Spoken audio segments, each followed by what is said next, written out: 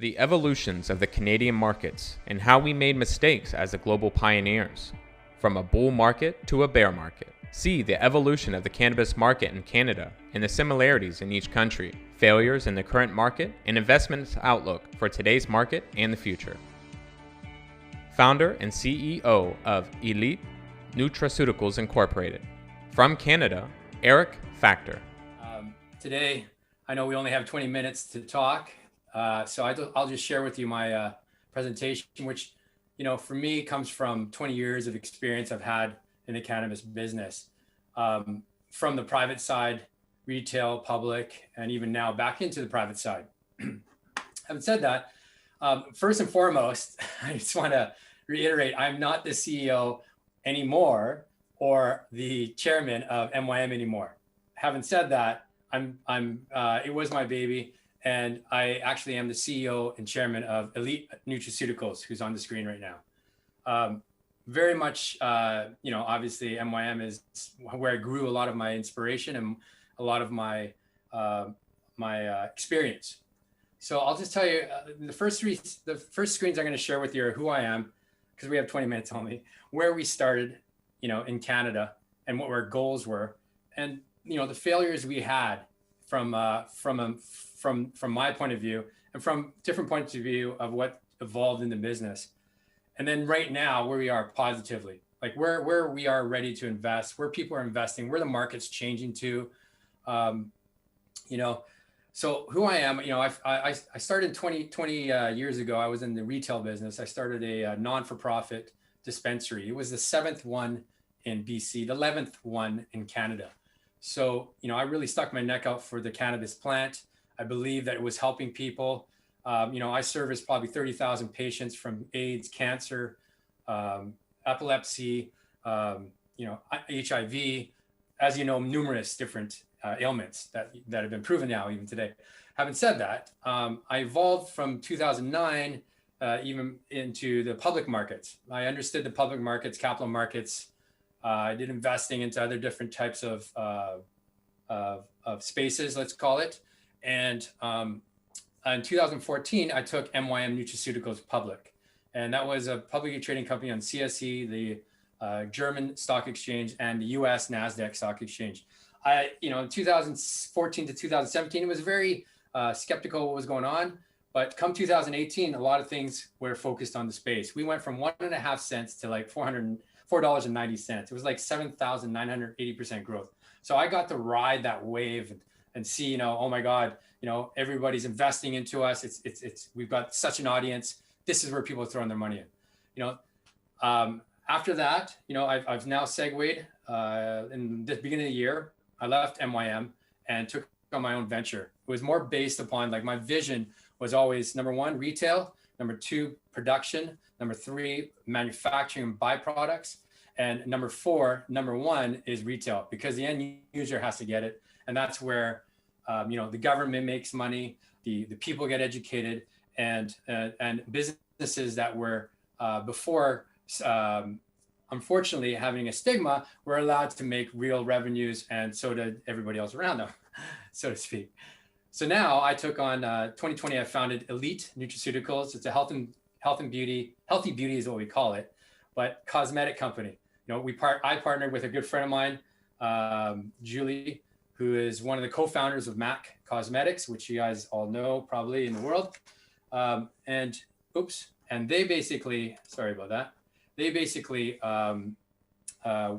we basically want to create a cosmetic line with CBD in it. We're going to launch in 2021. Okay, that's enough for me, who I am.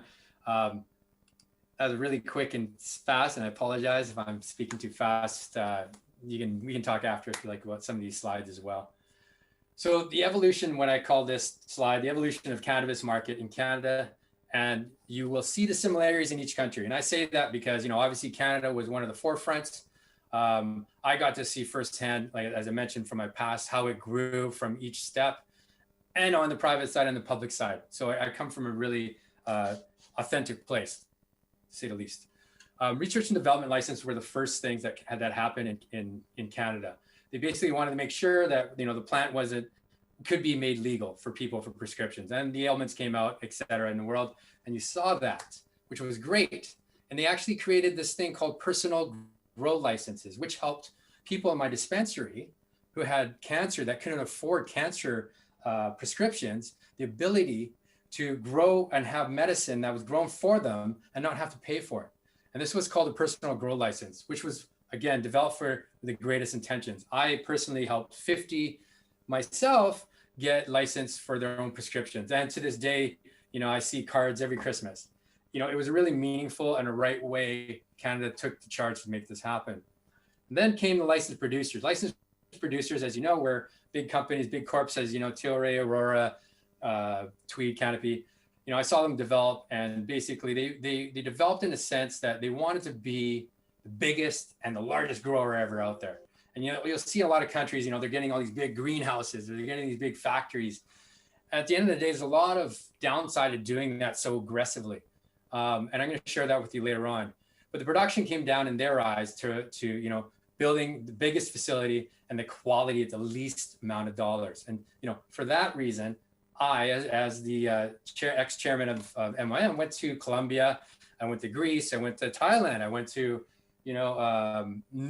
UK, and traveled the world, everywhere in Europe to find where I could find the cheapest, low-cost provider of cannabis, so we can use it for people to help people and create economy.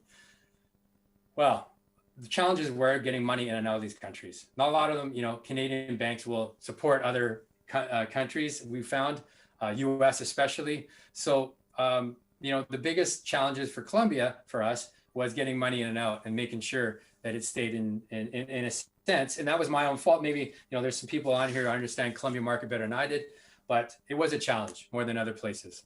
Having said that, I love the place. I go there as much as I can if I could. The people are awesome. But at the end of the day, MYM had to leave there because, again, the challenges, which I'm going to share with you in the next slide, was the fact that there was too much money spent outside and not enough money spent inside to create a really good product. So, the next step right now you'll see in countries is extraction and manufacturing. Well, this is where I give the thumbs up.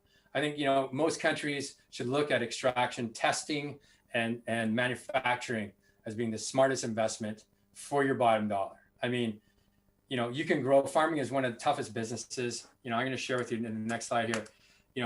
The problems that we had, it's not clicking over. Oh, the problems that we had, I say failures, but the reason I say that is you could see it today. I'm not sharing with you something you guys don't already know. And if you don't know, you're going to understand by looking at the Canadian markets, the US markets, anything surrounding cannabis, what works and what doesn't. And eventually, building this big dream, this big warehouse didn't work. And there's a lot of reasons why, coming firsthand. Number one, we spent millions of dollars, multi-millions of dollars trying to find this dream. And second of all, we tried to find it to grow the best and the best quality. Didn't, some places you're able to grow it for less value. Agreed. But at the end of the day, for Canada, particularly, we epically failed. And you saw a lot of these companies now either going, let's call it extinct, or either, which I love, amalgamating. So, the transition of, I'll just step in my experience with MYM, is that we amalgamated. We amalgamated to make something positive. Some other companies didn't. They failed drastically, and now they're insolvent. They're delisted. And a lot of people lost money. And that was the main thing. People's, I personally, feel for my investors. And, there's a lot of companies out there that didn't. And unfortunately, this is what, what tainted the market. And eventually, what really came it down to was revenues. Revenues is what really makes it work. So I'll share that in the next slide. Other things that happened was the people that they hired in these places. You might build a big, expensive, state-of-the-art $60 million facility. But if you don't have the right grower, you don't have the right team that understands, the basics of growing, like keeping a place clean, marking down inventory, making sure that everybody's accountable for, even now with the COVID situation, everybody's, even extra. Because here, if you don't do that, you're going to find you may lose on a crop because it wasn't properly towards standards today considered. So a lot of companies here also had problems with capital costs. Having all these big facilities, the market turned, and what happens? Well, they can't pay rent. So again, building a big facility isn't always the right way to do, unless it's a really great price that you have the facility and you don't have a lot of expenditure overhead just to open up 10,000 square feet or maybe 20,000 square feet, just to test out what you're doing, making sure your strains are working, making sure your test results are coming back. One thing on the retail side of it. So I've late, as of now, opened up a couple of dispensaries in Canada. And what we find from these Canadian companies that have the rights to sell to the government their product is that they're not all up to par to what the end user wants. And these end users are very, very smart of what they want to have for their prescription or whatever it may be. So you have to have a good grower. You have to have a good quality assurance person. That is very key. A lot of people failed in Canada to do that. There's not a lot of people. There are a lot of people who knew how to grow 20 plants, maybe even 100, but growing 1,000, growing 100,000, doing turns every 3 months, that's a different cat to swallow, to deal with. And you know what happened in the end? The Canadian market, I can tell you to this day, the black market still thrives. And it is wrong because we've spent all this money. Everybody spent all this money to make it right. And there's a problem when the black market is still thriving because the quality coming out of these $1 million places isn't up to snuff. It is changing. I'll say it right now. It is changing. Even for, NYM, they've now got a quality craft grower, which I'll share with you in the next slide. Craft is a new terminology for anything less than 1,500 square feet, or actually now it's up to like 10,000. So the failures are people are now all these licensed producers are selling off their assets. It's unfortunate. It's really sad. So building big isn't the way. Now, what I want to share is to me is important. I'm going to end this. I think I've been talking for almost 15 minutes. I'm not too sure, but if I have, I'm sorry if I'm over it. The investment outlook today's market. Okay, number one is I exited through MYM to get into brands. Brands is like the end product. Whether it be topicals, there's a lot of stuff in topicals, tinctures. There's a lot of stuff in edibles, but it is evolving in bigger things than that. Like I'm getting into the cosmetic space, for rosacea and anti-aging. Those things are different. Those things are like things that are happening today, but don't have CBD in it. And CBD is a very, very powerful substance. I almost said drug. I didn't. Substance that basically helps in more ways than one. And this is why I'm passionate about it. And you can probably tell in my speaking. But the one main important thing, if you're to invest money into, is extraction. To me, having an extraction, there's going to be a lot of farmers out there. What are they going to do after they've made their crop? They have to sell to someone who's getting extracted. Some of them don't have the money to build their own extraction. And if you do, again, your extraction capabilities have to be able to compensate for what your input's going to be. The best part is if you have a nice machine and you don't have to deal with the farming, you can take as much input and grow that as much as you can. And that's where you make multiples of money. Smaller facilities, craft growers, like I said, 10,000 square feet, they're going the premium quality, you get the highest dollar. Retail is going to be great because you know what? You're the end user. This is what I'm getting into, brands and retail. Retail is where you have your shops, you have your dispensaries, you have your pharmacies, you have your distributors. That is where you're going to make your money if you're one of them, because you don't have to suffer any of the farming problems, I'm trying to say. Unless you're a small craft grower, it's controlled. Take a controlled grow opportunity, or you have 6 really good growers, perfect. I'm going to say you'll be able to do it and invest into it. But if they're not, and you have one guy who's running the whole thing, be worried about how big that size is. Invest in the brand, byproduct, processing, manufacturing. That's very big right now in Canada. you know, right now to have a processing license, there's probably only like, 18, and there's like over 400 growers. I mean, having that analogy, please, that's where I come from. It just makes sense to have processing, manufacturing as involved in your license. The one that I could add, which is new to me, because I'm finding it out personally, is testing, lab testing. Every one of these places that are growing, whether it be a large facility or a craft grower, has to go through a third-party tester. So there's only like so many in Canada. I think this is where the big investment is. I think, even globally, to have to ship your product to some other country to get tested doesn't make sense. To have one in your own country to do it that does everybody, that nobody's doing. Maybe even your countries have way more population than we do in Canada. Maybe have more than 20 or 50, depending on your population. We're only 30 million over here, and not everybody's involved. So my end thing is this. Thank you for your time. I really came from a passionate and authentic place to share with you what really has happened in the past and what we feel in the market is happening now. The whole reason I got into it was to help people and help economy and help people that are in situations that they cannot control, as in mental health. So I'm creating brands that help people, make them feel better. That's what I want everyone to see. That's where the future is. Thank you very much. If you have any questions, please feel free to ask.